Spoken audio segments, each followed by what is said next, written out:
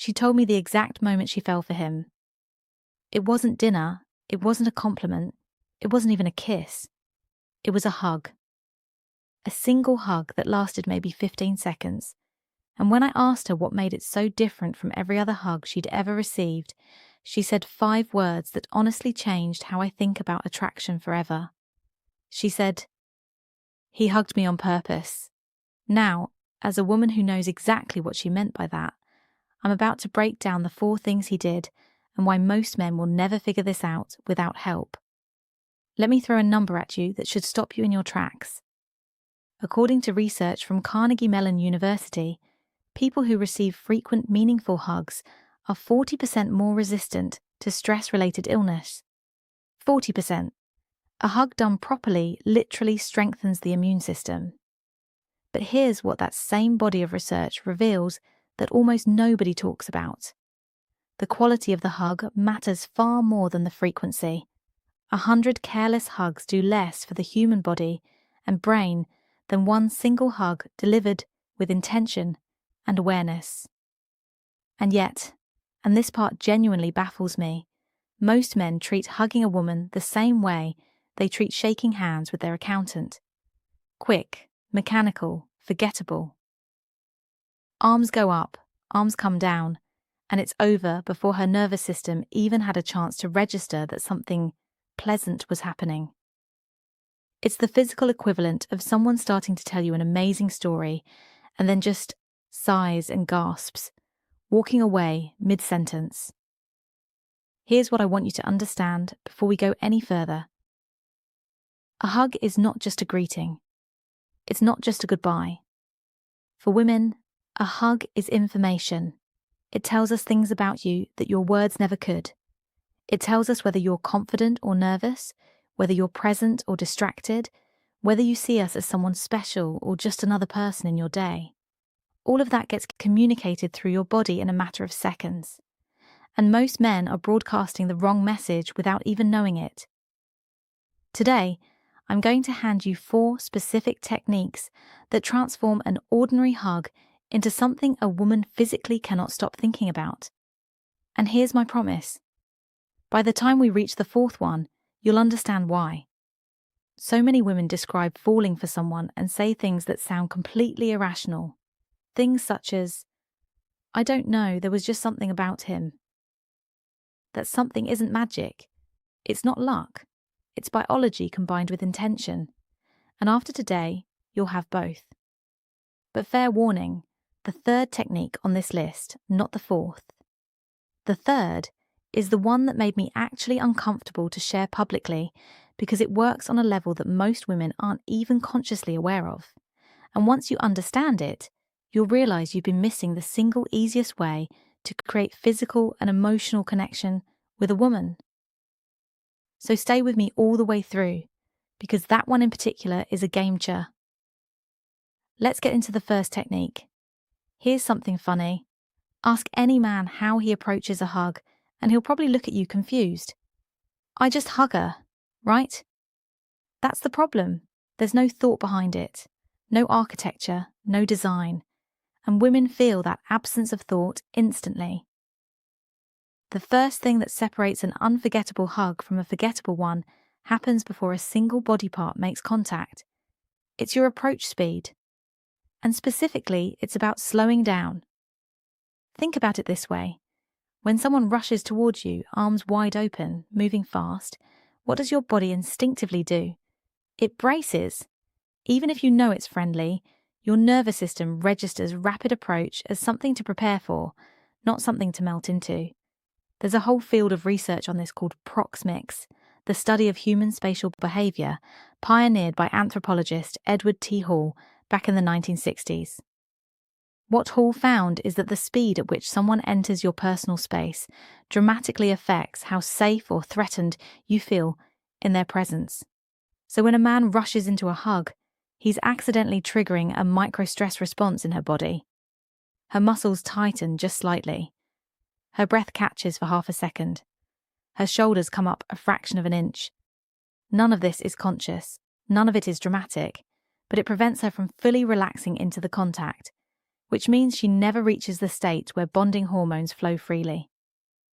Now, contrast that with a man who slows down as he approaches, who closes the distance with calm, deliberate movement, almost gravitational, not hesitant.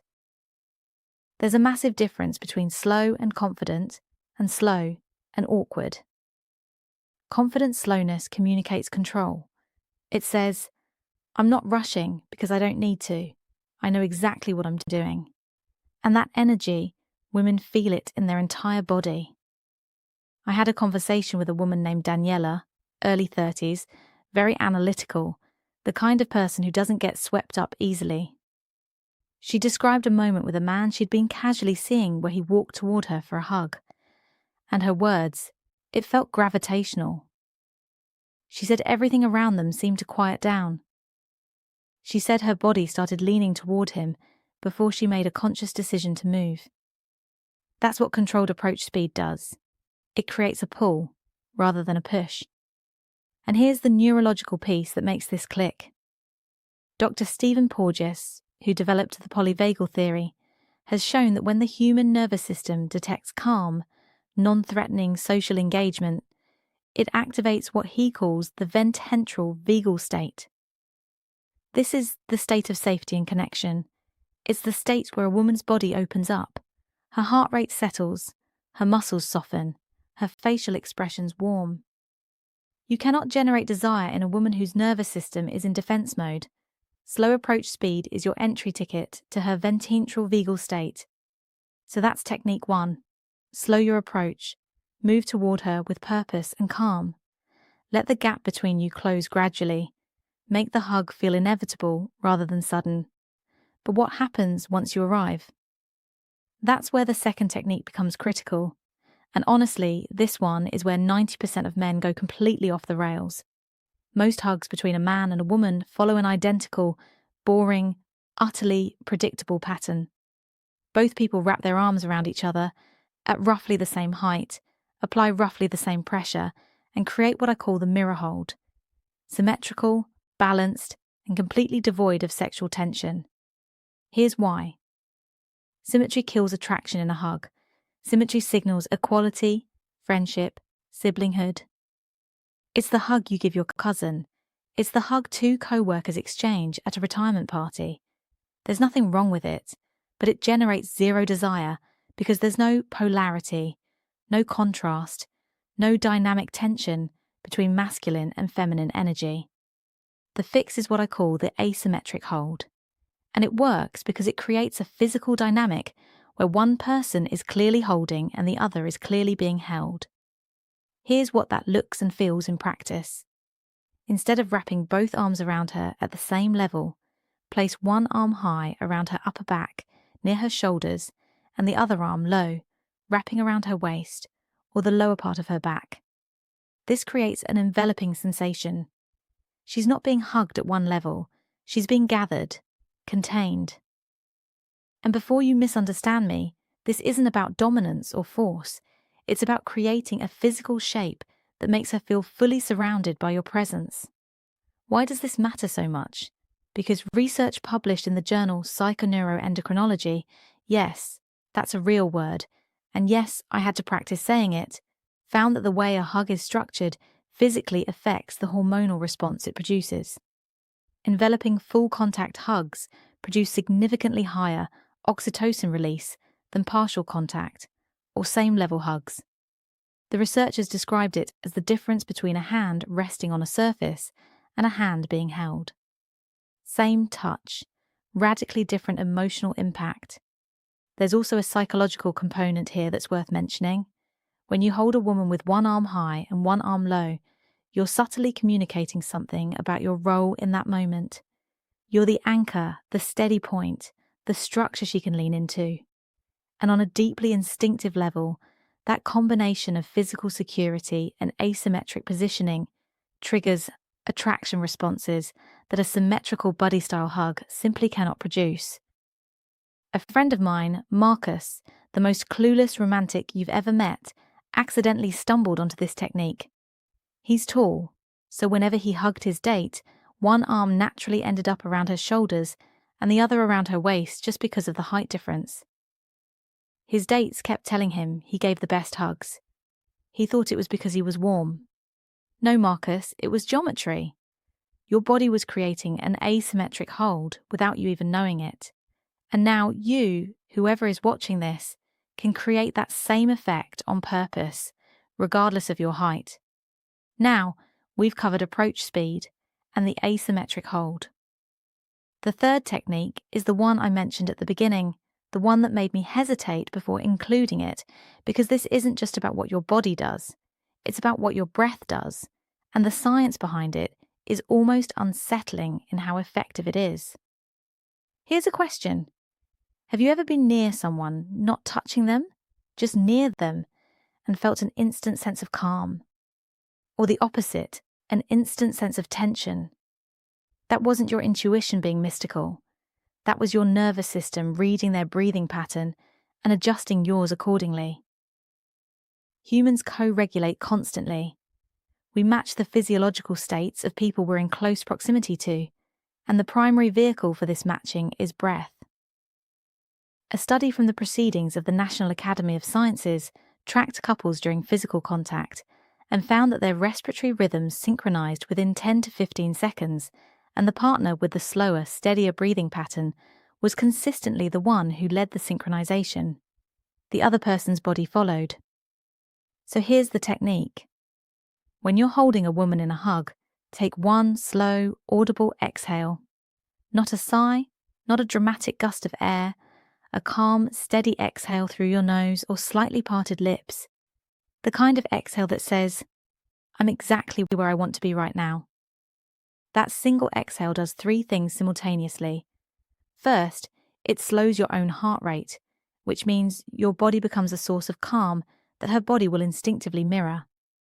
Second, she can feel your chest and abdomen move with that exhale, which is a form of subtle physical communication. Your body is telling her cell, this is good. Third, and this is the part that gets wild, that exhale carries your scent directly to her. Now, scent processing in the human brain bypasses the thalamus, the relay station that most sensory information passes through and goes straight to the like system. That's the emotional core of the brain, the amygdala, the hippocampus, the regions that handle emotion and memory formation. So your scent isn't being analysed logically. It's being experienced emotionally, and it's being locked into memory with whatever emotion she's feeling in that exact moment. If she's feeling safe, warm, held, and connected, all things the previous 2 techniques have been building, then your scent gets filed in her brain under those exact emotions. And days or weeks later, when she catches a trace of that scent on a jacket or in a room, those feelings come flooding back without any conscious effort on her part. She won't think, oh, that's his cologne. She'll feel a wave of warmth and longing and have no idea why. This is why I said this technique borders on unfair. You're not just creating a nice moment, you're anchoring yourself into her emotional memory through a neurological pathway she has zero conscious control over. I spoke with a woman, let's call her Grace, who told me that months after things ended with a particular man, she walked past a stranger on the street who wore the same scent. She said her eyes actually watered, not from sadness, from the sheer intensity of the emotional memory that hit her body. She said it was a full body feeling, not a thought. That's the exhale anchor in action. That's what you're building. And the wild part, most men are holding their breath during a hug because they're nervous. They're literally doing the opposite of what works. They're tightening up, breathing shallow, communicating tension, and then wondering why she seems stiff and pulled away quickly. She pulled away because your body told her body that something was wrong. One slow exhale fixes that entire dynamic. One breath. All right. Now, the fourth and final technique. And if the first 3 were about building desire during the hug, this last one is about making that desire linger long after the hug ends. This is where a good hug becomes an unforgettable one. Here's something almost no man thinks about. Who ends the hug?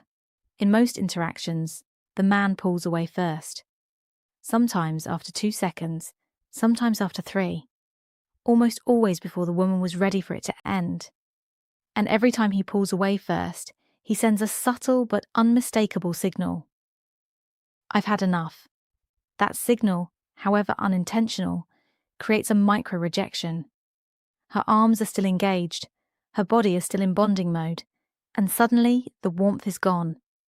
It's the physical equivalent of someone hanging up the phone while you're mid-sentence.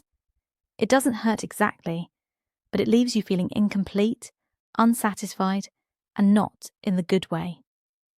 The fourth technique is devastatingly simple. Don't be the one who ends the hug. Hold on for one beat, just one, longer than she expects. Let her be the one to initiate the pull away, and when she does start to separate, release slowly. Don't snap your arms back to your sides. Let your hands trail across her back. Her arms maybe brush against her hands as you fully separate. Why is this so powerful? 2 reasons. The first is psychological. When you hold on slightly longer than expected, you communicate that being close to her is something you're in no rush to end. That's enormously attractive. It tells her she's not just another person you hugged out of social obligation. She's someone whose closeness you actually enjoy. In a world where most people are constantly rushing to the next thing, being the man who lingers, who savors, is magnetic. The second reason is neurological, and it connects back to something called the Zeigarnik effect. Bluma Zeigarnik, a Soviet psychologist, discovered in the 1920s that people remember incomplete tasks and unfinished experiences far more vividly than completed ones. It's why you can't stop thinking about a TV show that ended on a cliffhanger. It's why an unfinished song stuck in your head is 10 times more annoying than one you heard all the way through. When you let the hug end gradually with trailing touch and unhurried separation, you're creating a sensory experience that feels not quite finished. It lingers. There's a residue of warmth on her skin, a ghost of pressure where your hands were, and her brain, following the Zeigarnik effect, keeps returning to that unfinished sensation. She replays it. She tries to complete the experience in her mind, and in doing so, she thinks about you again and again without deciding to.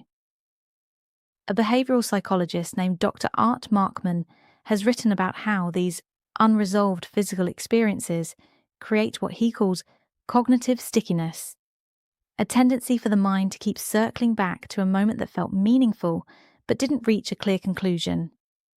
That's exactly what the delayed separation creates. Cognitive stickiness. You become the thought she can't quite shake. I know a woman who described this perfectly.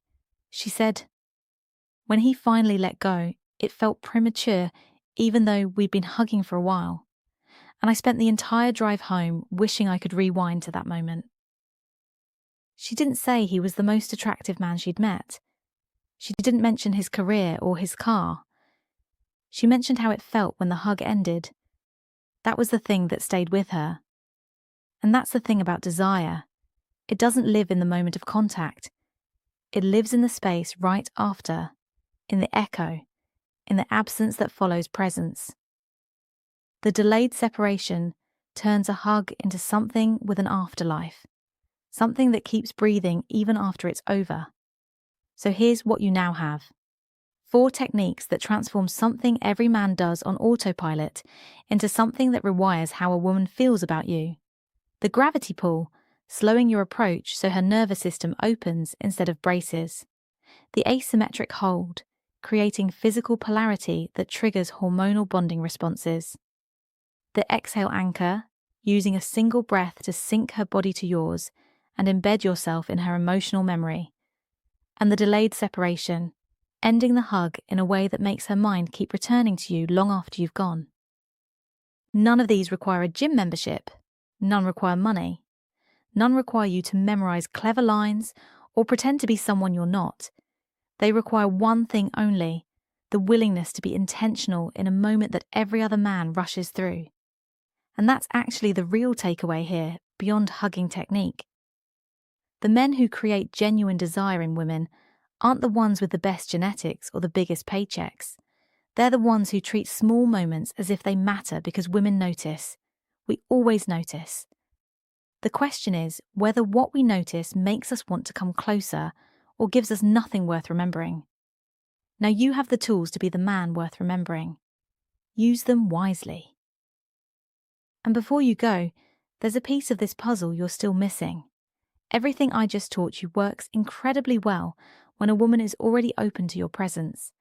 But what happens when a woman is starving for physical connection and you don't even realize it? Because here's the truth. When a woman hasn't been intimate with someone in a long time, she starts doing very specific, very telling things to signal that she's available. And these signals are everywhere, in how she stands near you, in what she says, in the seemingly random ways she touches you during conversation. Most men walk right past all of it, completely blind. I broke all of this down in a video that honestly might be the most important thing you watch this month. It's called When a Woman Hasn't Been Intimate in a Long Time, She Does This to Get Your Attention. Think about it. What good is a perfect hug if you can't even recognize the woman who's been hoping you'd give her one? That video gives you the ability to read those signals in real time. And once you can do that, while using the 4 techniques from today, you become the kind of man women talk about to their friends at brunch. The kind of man they can't figure out but can't stop wanting to be around. That video is on your screen right now. Tap it, watch it, and thank me.